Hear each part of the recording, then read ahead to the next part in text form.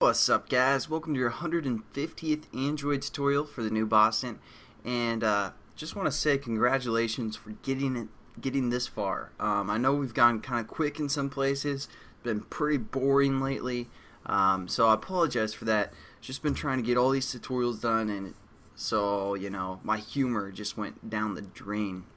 But let's just try and keep going here. First thing, if you guys notice, I just deleted pretty much our get method, and we're just starting again brand new from within this class. We're going to actually parse some data from Twitter using JSON, which is JavaScript object notation, and we're just going to read some information from basically the JSON URL, which I'll kind of explain what it looks like and all that stuff as we go. But first, we're going to create a new method within our class that returns a JSON object. So we're just going to say public JSON object. It's the type that it's going to return, and we're going to call this last tweet, something like that. And we're going to get passed in a string that is going to be the user name, something like that. And we also want to throw some exceptions, so we're going to say throws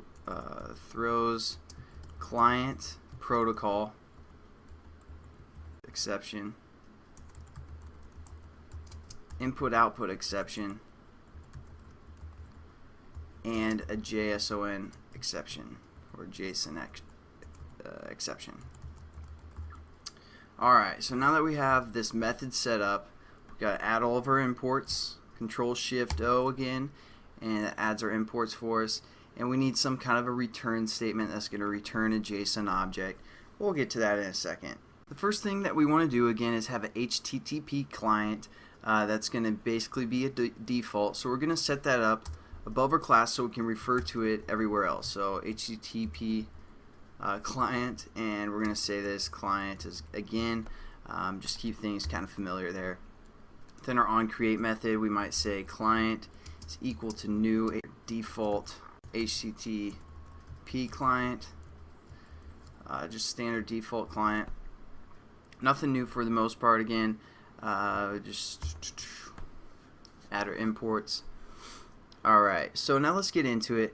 Basically, mainstream websites that use some kind of JavaScript, object notation or JSON allows that to be public, so people like us can pull some of the information and use it in our applications.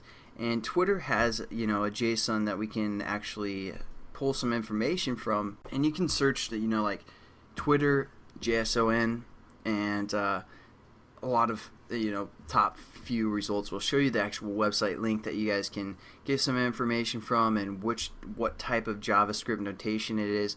For this one, what we're going to do is we're going to set up that URL above our class, because it's not going to change. So we're just going to say final static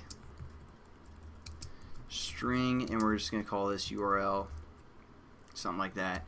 And what we're going to do is we're going to refer to the JSON string called http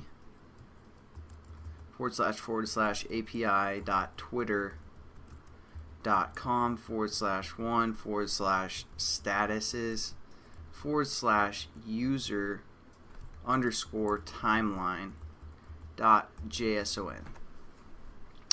So that's the one that we're going to use. Again, you can just search in Google to find different types and see which, what it does. And for this one, it just kind of pulls up, I think, the last few tweets or something.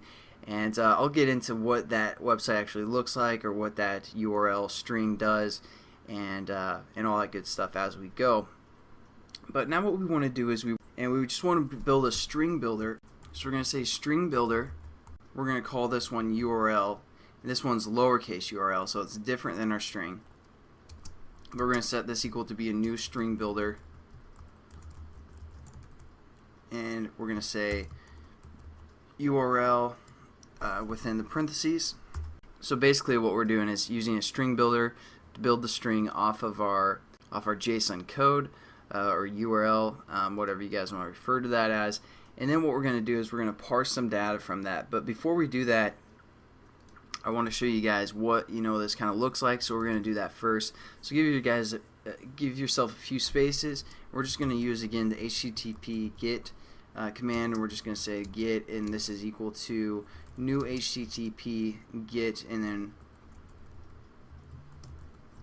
we're going to refer to our URL lowercase .toString. So again, nothing new for the most part, and that's probably it for this tutorial. We haven't done too much, but we do now kind of understand that some mainstream services like Twitter allow some JSON references that we can pull some data from and use. And our application actually doesn't do all of that work. It's Twitter that's doing the work, and we're just pulling some of the data. So that's probably the lesson for today. But we're going to get into setting up this last tweet method to return a JSON object, and I'll catch you guys in the next tutorial. Have a good one.